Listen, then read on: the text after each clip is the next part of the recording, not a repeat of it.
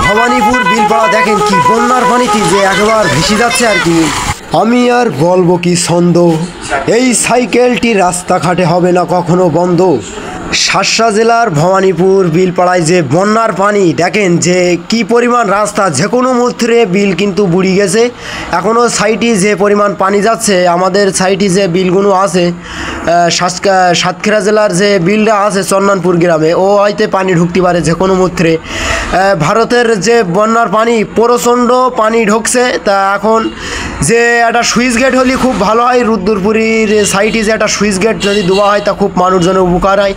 ফসল টসল যা রয়েছে মানুষজন খুব আসলে বিরাট আকারে হয়ে গেছে। ফসল টসল তো সব মানুষজনের মায়ের হয়ে গেছে। তা এখন যে বন্যার পানি দেখছেন রাস্তার পরে একবার ভেসে চলে যাচ্ছে আর কি। আমরা আসি এখন, আর যত গাড়ি ঘোড়া যাচ্ছে অনেক গাড়ি ঘোড়ায় কাদা লেগে গেছে। এখন এই জায়গার থেকে সব ধুই নিচ্ছে। অনেক মানুষজন আবার এখানে জালও ফেলাচ্ছে, দেখেন এ পাশে যে বাচ্চারা গোসল করছে একবার। আর রাস্তার এ মাথা ও মাথা পানি, আর এ সাইডে মানুষজন সব এই সাইকেলটি ক্যামেরা করছে আর কি। প্রচণ্ড যে কোনো মুহূর্তে আরও বন্যার পানি ঢুকতে পারে।